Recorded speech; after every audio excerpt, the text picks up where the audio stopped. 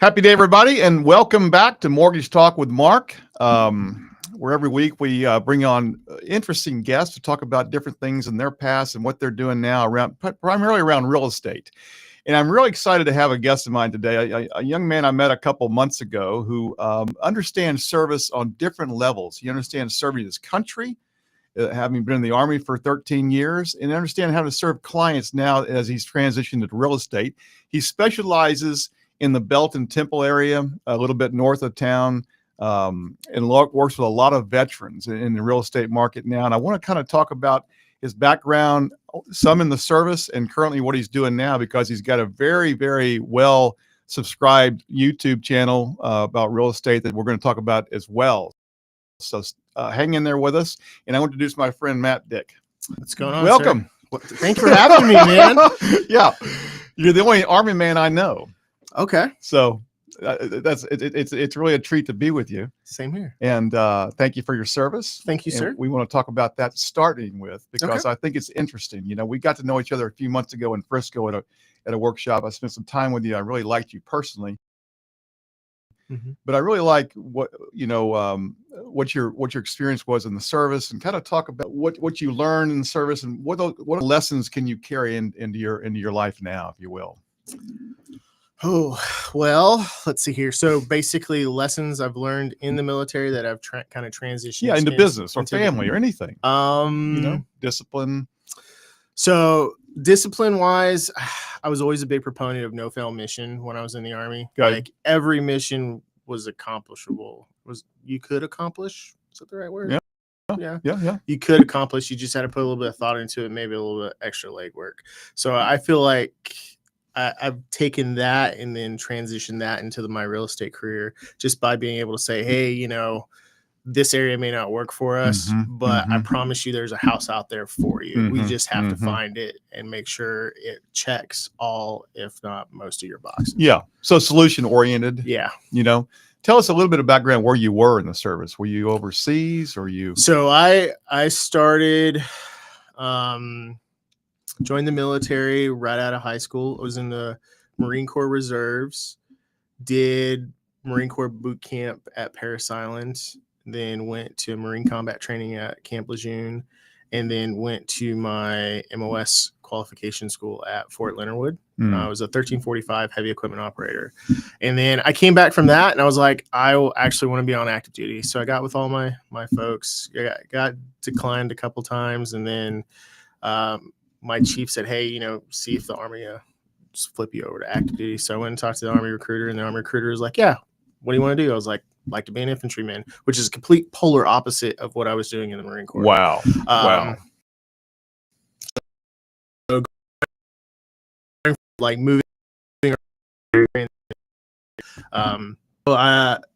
in 2004 went to infantry school at Fort Benning, Georgia. Okay. Did my training there, then moved on to Fort Campbell, Kentucky, where I was with the 101st. Was there until I think it was like September of 2005. Deployed to Iraq. Came back in roughly, was it 2005? September of 2006. Came back from Iraq, and then March, April of 2007, PCS, a permanent change is stationed from Fort Campbell, Kentucky to Fort Lewis, Washington.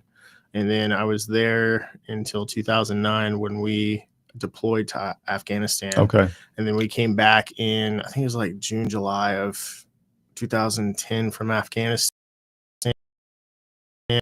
And McCord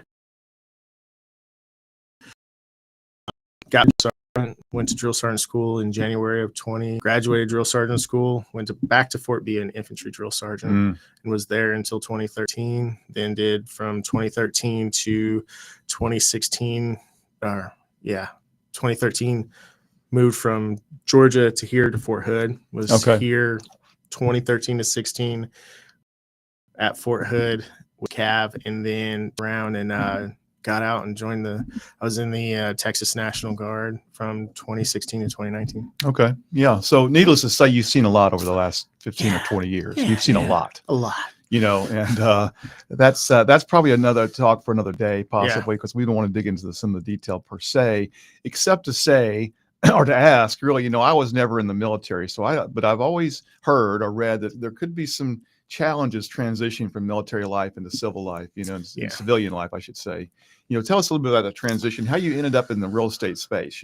So it's a hard transition. Yeah. You're going from having to, as a leader, you're going from waking up 3:30, 4:30 in the morning, getting on post, making sure your guys Very regimented. Yeah, very regimented. And then you're constantly working with individuals that have seen just as much as you've done as much as you. Backgrounds may be different from growing up and stuff, but for the most part, you have that camaraderie, that brotherhood or sisterhood or whatever you want to call it. Whatever hood it is. Yeah, whatever hood it is. And you're just working with a bunch of great people. And then all of a sudden you're out, you don't have that regiment. So it's on you. You're at that point, it's big boy, big girl rules. And so that transition right there was probably the hardest for me. So I initially got out, still in the National Guard, doing my weekend warrior thing, but I started out in insurance and I just didn't like it. It didn't have it there for me. And then somebody recommended that I try cars, and all of a sudden I found what I was missing, that tight-knit group of individuals that were striving for one goal. Good. And then another friend of mine said, hey, you should try. Funny story is when I was getting out and going through the process, you have to write down like 5 things you want to do when you get out. And like number 3 was be a realtor. And we've been the top 5. Yeah, my company commander talked me out of it. Thank you, Captain Nelson. Look what I'm doing now. Look at me now. Yeah. So he kind of talked me out of that. And initially, while I was selling insurance, I was doing school, and that was just having that tight knit community. That was probably the hardest transition, because if you're doing everything by yourself, like I think that's where a lot of people start to fail transitioning out, is they don't have that community. But if being able to establish it both in car sales and then immediately turning around, getting into real estate and having that community while still trying to fight like the typical like PTSD issues or just depression and all that other fun stuff that comes with combat. Yeah. Well, that's interesting. So interesting to me. So how long have you been selling real estate now? 7 or 8 years? Been a realtor for 7 years. Okay. I got into it and I got licensed in August of 2018. And you shared with me some production numbers last time we were together, and I was not shocked, but I was really impressed. Yes. Because most people in this market right now are their business is down, and yours is actually going up. Yes. So tell me about what do you do differently? What is it the Central Texas market is looking for? And sort of Belton, Temple. Talk about where you are, your marketplace, because we're in Austin right now. Yeah. So I would say I'm a hard worker. Again, that no fail mission mentality, but also it's I don't beat around the bush. Yeah. Like I'm there to help them. Awesome. If I make a sale, it's great. If not, it's whatever is best for them at that time. Sure. So I think that's what the area is really looking for. And like earlier, not 80% veterans doing the VA home loan. So I can talk that talk. I've walked that walk. There's a lot of stuff there that we have in common. Like, God really hate, having to work past 3 o'clock on Friday because First Sergeant wants the line swept again, stuff like that. And there's a trust built there. There's a trust built there. Yeah. They it's know a brotherhood, if you will. Yeah. So, and I think in our area, at least with the military, with Fort Hood being there, like a lot of people resonate with that. And then of course we do have Scott and White as well as teaching hospitals. So we always have doctors and nurses coming in as well. So medical wise, I wouldn't say I'm great, but I'm always diming my wife out. I'm like, hey, my wife's a pediatric nurse practitioner. So that's cool. I didn't know that. I always throw that out to try to build rapport, build that rapport with doctors and nurses, and quite a bit. That's cool. So that's cool. So, you know, I've always been in the big cities. I grew up in Houston. I moved to Austin. So I've always been in larger towns, if you will, or cities in this case. And never lived in a smaller community, although Temple Belton has grown a lot. It has. You know, and you mentioned some things. The Fort Hoods there are close to there. Yeah. And you've got the Baylor Scott and White. Are there other industries moving into that area? Do you know? They're significant. Meta is supposed to be is in the process of building a complex up there. Okay. From what I'm tracking. There's what is that stuff called? McLean's is up there. Yeah. They're pretty big. There's other medical industries up there as well. And then, of course, we do have the VA hospital up there as well. I understood, and I could be wrong, but the military, there's a lot of more younger people moving in the military, you know, or enlisting. Yeah. You know, so I would assume that that's always going to be a pretty solid place to be. Yeah. And people come and go quite a bit, don't they? They do. They move around. The transition in and out. You're spending somewhere between 3 to 4 years at any given installation, as long as you're following your career plan. There are guys, I've met individuals at Fort Hood that have been there for 10 plus years. Wow. And have only either left for deployments or left for schooling and then immediately came back. And they've just shuffled around the post. So that's kind of unheard of.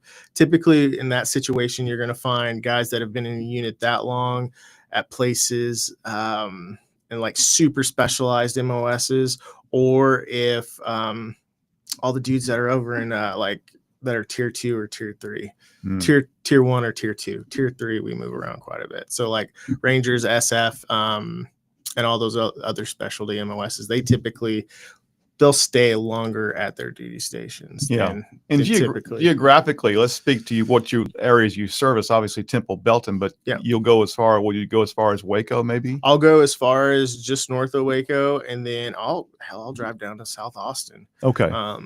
Now I have to really like the person, and we have to like get along on the phone or through text. And you have to like traffic too, because it gets a little crowded down here, you know? So I like that freedom up there, a little bit of room to roam around. Exactly. You know, and then so tell us what's going on in the market in general. Like you say, your business has really done well. Now, part of that we're going to talk about in a minute is more about YouTube and what you're doing online, you know, to create a presence, create a brand, that sort of thing. But in general, what's selling up there? Is it single family homes? Are there new homes selling hot? What's going on? I think it's all over the place. Buyers have so many options right now. Versus a couple years ago, it's like, well, this is what we can afford. We're kind of stuck with this. We're going to have to go with this. Right now I should have looked it up this morning before I drove down. But we have so much inventory. Like they could literally go down the street and be like, I think this might be it. And then we go 2 blocks over and it's the aha moment. Like, oh my God, this is the house. Yeah. It's amazing how that happens. Yeah. Every house I ever bought, I walked in and said, I'm buying this house. You know? Exactly. After seeing several homes. Exactly. It's kind of weird. It's super weird how that happens, you know. I'm working with a client right now. She had her aha moment, and then we got our little souls crushed because as we were showing the house, they got a full price a full price cash offer, and she was a VA buyer. Sure. And so we wouldn't have been able to match that. So no, it's hard to match cash. Yeah. Unless you got cash. Cash is king. Yeah. So. But I always tell people if something, you know, if one door closes, another one's going to open even better. Exactly. You know, that's been my personal experience, and that's been a lot of my clients' experience. So that's cool. So are there any problems or challenges working with veterans that you can think of? Or I've always enjoyed working with veterans on the loan side. There can be, because you never know. Something could pop off and people have to leave, and we could be in the midst of that could be volatile right there. Yeah. I really haven't had an issue working with veterans, or most of the time I can make stuff happen. Yeah. Even if it's one of those things where we may have to get like the chain of command involved because of some situation, but for the most part, it's pretty easygoing. But you know, you may not know this, but veterans as a category of people, if you will, have the highest or one of the highest credit scores of any group of people out there. Yeah, I can see that. It's amazing. probably not so much for the lower ranks, but once they start getting ranked, they're like, that's important. So Yeah. And as you know, and I've done hundreds of VA loans over the years, and VA, I've never seen a situation that I can think of where the VA financing was not the best option for the veteran. I think it's the best loan on the market. For sure. I mean, For hands sure. down, 0 down. Monthly mortgage insurance. Yeah, you have to.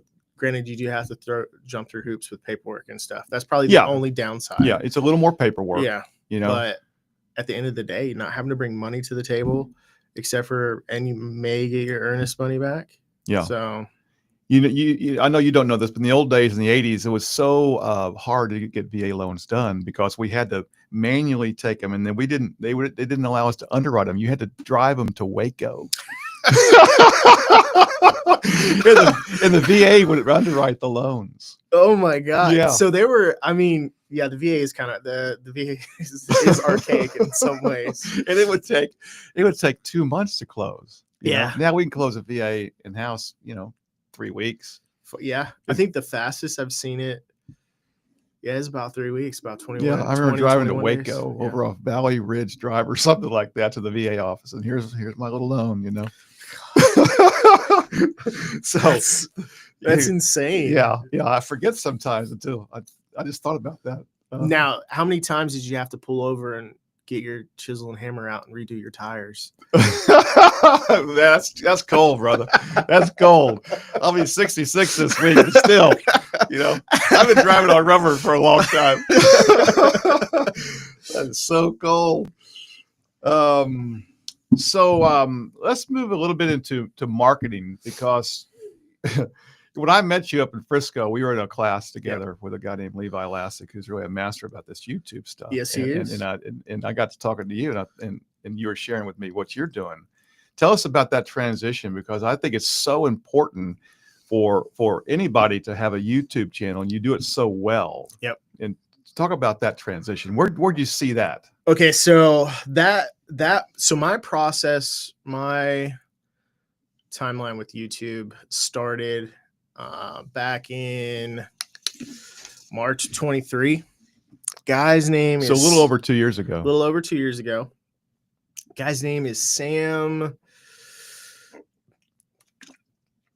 What is Sam's last name? He has the living in Tampa, or he has a channel in Tampa. Great guy. Awesome dude. Met him there at the Real Estate Rockstars Mastermind here in Austin 2 years ago. He's talking about it. And at the time we got done with that, and I went and talked with my now business partner, Andrea Dudek, about it. I was like, we should probably look at getting into YouTube. And she was like, okay. Didn't think anything about it. It got busy for me. I wasn't I was hustling in 2020, didn't really think anything about it. And then was it 23? I think it was 23. Maybe it was 24. It's 24. This was in 24. And then so towards the end of about, I'd say June, July, maybe August, she's like, hey, been really looking at this YouTube stuff, found these guys. I'm thinking at that time we were doing a lot of book exchanges, like self-help books and figuring all that stuff out. Sure. And so she handed me Passive Prospecting by Levi and Travis. With the Living in Dallas, Texas team. I was like, cool, I'll read it. So I read the entire book, and then I bought the audiobook version, and I was like, I'm kind of sold on this. I was like, where do we need to start? Like, I can see this working. And so then she was like, I think I'm just going to do it. So she started working on her channel, and I was over in left field with my crayons trying to draw everything on a sheet of paper. Yeah. And so she launched her channel last, I think, November. And I was like, at that time, I was just starting to figure everything out, what I wanted to name my channel and do all the things. And then she went through the heartaches of figuring out editing and all this other stuff. That's when we got plugged in with Liftoff agents to do our websites. And then all of a sudden they were doing our websites, and then we found out they were doing editing. And so she launched up with them to do editing. And so then after about a month of her doing videos there, I was like, okay, I love the way her videos are coming out. I'm going to use them as well. And at that time, I hadn't started recording yet because I was still trying to figure out the nuts and bolts of everything. And then January hit, and I did a couple closings. I was like, I got to take time. I got to do some videos. So I knocked out January of this year. January this year. Yeah. So I think I knocked out like 2 or 3 videos, and then shot them over, and they launched them, I think February. That's yeah, amazing. We've been going strong. So recently. Yeah. So February of this year, I launched my my very first video. I think I'm up at like 20 something videos now. Good for you. Yeah. And tell us how to get a hold of you, either by your website or your YouTube channel. If people want to look you up and do some research on Matt Dick. So on my website is militarylivingincentraltexas.com. My YouTube channel is Military Living in Central Texas. And then so you can look me up either there or just Google Military Living in Central Texas, and I'll pop up. And you'll pop up everywhere. Yeah. And then of course, if they want to shoot me a text or a phone call, my number is 253. Speak up. 253-820-7327. There we go. Well, the interesting thing that I've seen in my mortgage space business is people moving out of Austin. Yep. And they're moving to Jarrell Yep. and Temple, Belton, for a couple of reasons. Yep. One could be affordability, or just that, there's not much distinction anymore in where you have to live to work anymore. Yep. So a lot of folks have left Travis County or even moving into Williamson or Bell County where you are. Mm-hmm. And so that's exciting. And one of the things they're going to do is a lot of people go on YouTube. Yep. And see what's going on, Working with a couple right now out of Austin that they're both doctors. They work at Baylor Scott and White. They were like, we're going to live in Austin and commute every day. Really? And they've been doing that for the past 4 years, and they're done with it.